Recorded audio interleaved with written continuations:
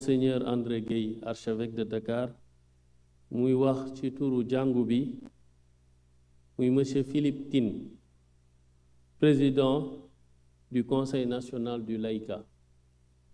Su noppee ñu jox kàddu gi Monsieur Cheikh Diop, représentant des centrales syndicales.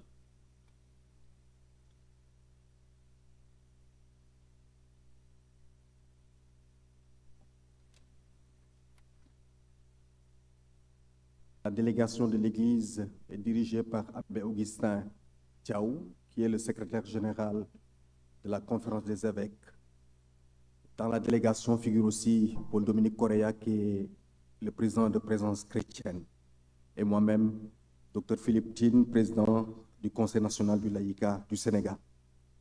Excellence, Monsieur le Président de la République, distingués participants, chers concitoyens, Son Excellence, Monseigneur André Gueye, nouvel archevêque de Dakar, m'a chargé de porter la parole de l'Église catholique en cette occasion solennelle de l'ouverture du dialogue national 2025 sur notre système politique. L'Église catholique vous remercie, Excellence, pour la convocation de ce dialogue national et vous remercie de l'avoir associé à ce rendez-vous. L'Église catholique, par ma voix, vous transmet les chaleureuses salutations et les ferventes bénédictions de tous les catholiques de notre pays, évêques, prêtres, religieux, religieuses, laïcs, tous engagés dans la belle et exaltante mission de bâtir un Sénégal de justice et de paix. Chers participants, pour nous, communauté catholique, cette mission, loin d'être une simple aventure, tire sa substance dans le message de l'Évangile qui nous engage à être celle de la terre et lumière du monde. La profondeur et la gravité de ce mandat missionnaire trouvent un écho dans la constitution pastorale sur l'Église dans le monde,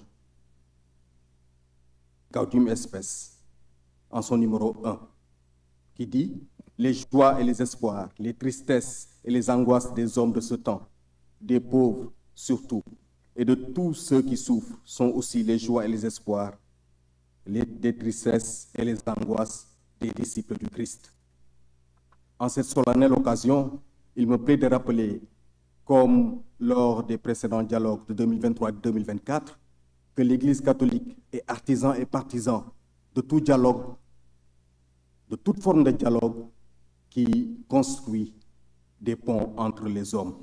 Oui, nous avons dit artisans et partisans de dialogue, mais un dialogue sincère, un dialogue transparent et sans calcul politique, un dialogue fondé sur la vérité qui seul peut véritablement libérer et réarmer moralement notre digne peuple et nous donner de rêver ensemble, encore et toujours ensemble, d'un Sénégal prospère à tout point de vue.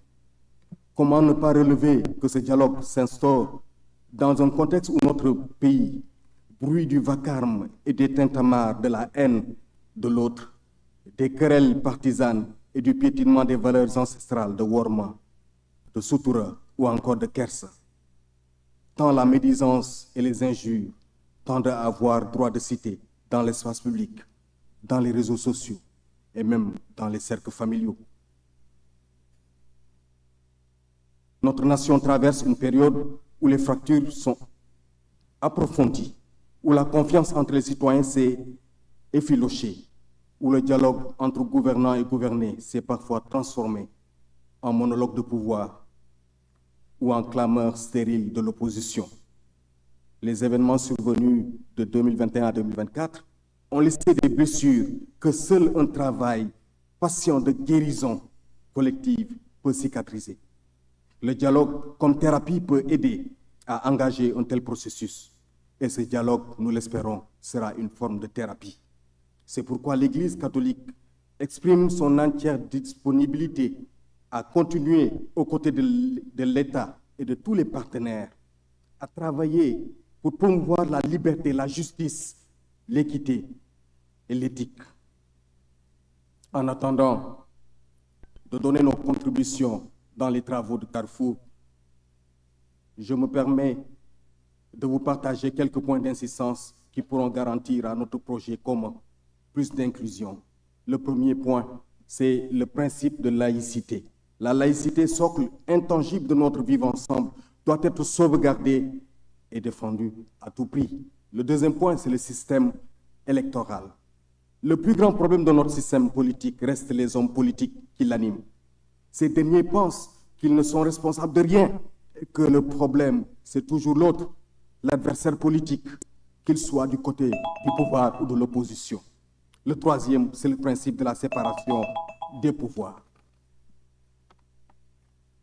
Distingués participants, nous osons espérer avec la force de la foi que la tenue de ce dialogue marquera le début d'une ère nouvelle qui permettra à la politique de redevenir ce qu'elle n'aurait jamais cessé d'être, art noble de servir le bien commun et de construire une société plus juste et plus fraternelle.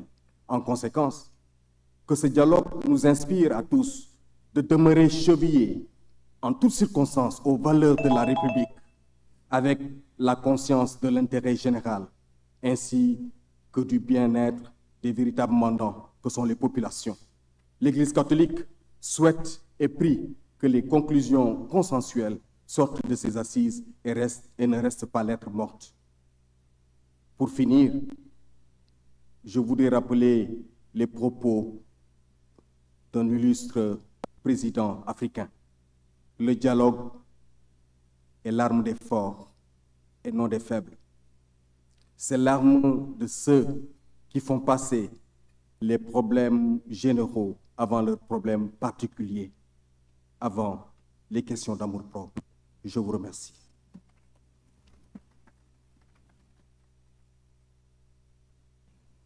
Merci beaucoup. ñu jox kàddu gi monsieur Cheikh Diop mi nga xam ni moo nar a wax ci turu centrale syndicale yi bu noppee ñu jox kàddu monsieur Beydi Agne moom mi nga xam ni dina wax ci turu patronat sénégalais.